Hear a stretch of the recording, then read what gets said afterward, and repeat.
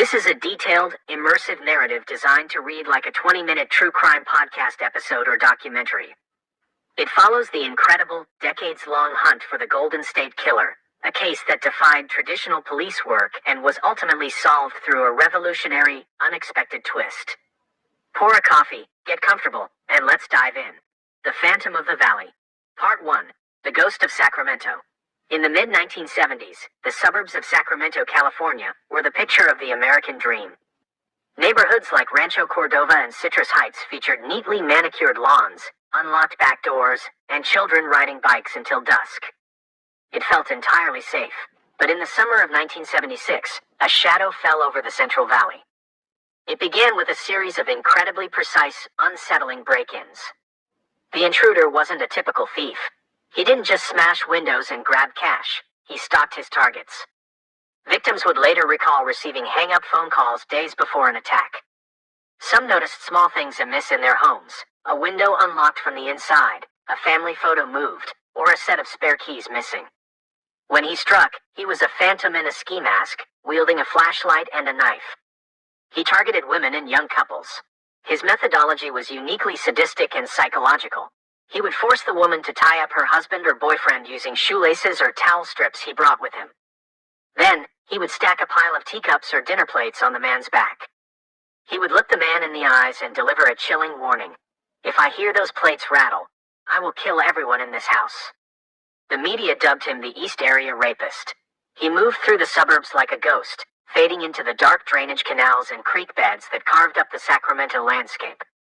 Despite massive police task forces, hundreds of interviews, and thousands of patrol hours, investigators were left with nothing but matching shoelace knots, a handful of composite sketches that all looked entirely different, and a terrifying realization: this man was incredibly comfortable with police tactics.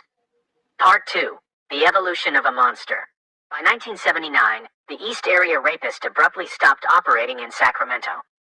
The community breathed a collective sigh of relief, believing the monster had died, been jailed for an unrelated crime, or moved far away. They were wrong. He had simply migrated, moving south into the affluent neighborhoods of Santa Barbara, Ventura, and Orange County. The killer evolved. He was no longer just a burglar and a sexual predator.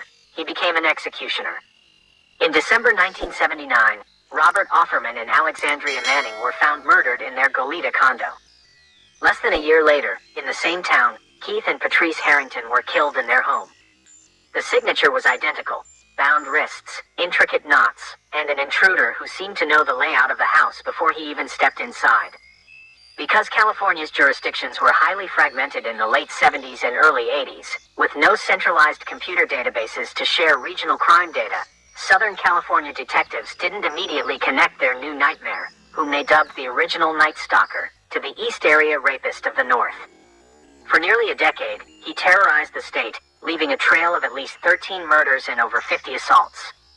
His final known strike occurred in 1986, when 18-year-old Janelle Cruz was killed in Irvine. And then, the monster went completely silent. Part 3. The Obsession of Michelle McNamara. Years turned into decades. The case grew ice cold. Boxes of evidence sat rotting in police basements across a dozen different counties. The composite sketches yellowed. To the public, the Phantom had vanished into history. But true crime has a way of hooking people who refuse to let the dead be forgotten. Enter Michelle McNamara. Michelle wasn't a detective. She was a writer and an investigative journalist who ran a blog called True Crime Diary. In the late 2000s, she stumbled upon the case files of California's forgotten phantom. She became consumed by it. She spent thousands of hours analyzing maps, reading old police reports, and interviewing retired detectives who were still haunted by the victims they couldn't save. Michelle realized something crucial: the East Area Rapist and the original Night Stalker were the exact same man. In 2001, early DNA profiling had officially linked the northern and southern crimes, but the killer's DNA matched no one in the FBI's criminal database, Cody's. He had no felony convictions on record. Michelle gave the nameless monster a new title, one that stuck in the public consciousness and reignited international interest: the Golden State Killer. She wrote a best-selling book about her hunt for him, titled I'll Be Gone in the Dark. Tragically, the stress and sleepless nights took a toll. In 2016, at just 46 years old, Michelle passed away in her sleep from an undiagnosed heart condition and accidental medication interactions, never getting to see the ending of the story she spent her life writing. But she had shaken the dust off the case, and a new generation of investigators was ready to try something radical. Part 4. The Digital Trap. In 2017, Paul Holes, a brilliant lead investigator from the Contra Costa County District Attorney's Office, was months away from retirement.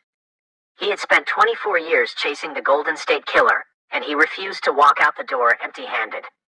Holes teamed up with a visionary genetic genealogist named Barbara Ray Venter.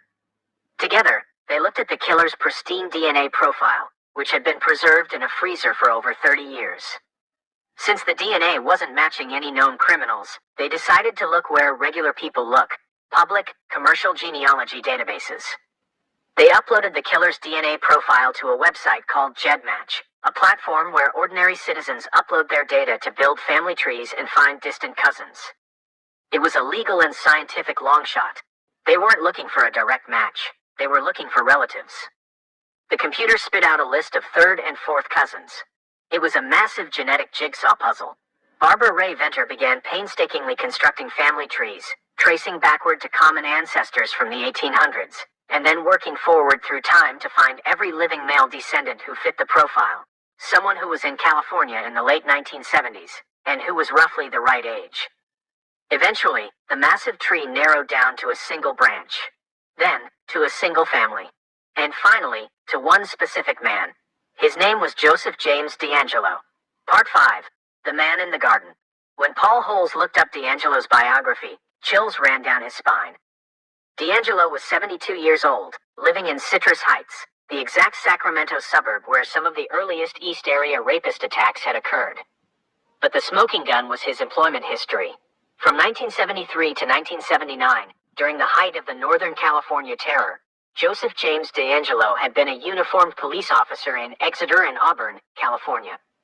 It explained everything: the mastery of knots, the ability to evade search perimeters, the knowledge of how to avoid leaving fingerprints, and the sheer confidence in the face of law enforcement.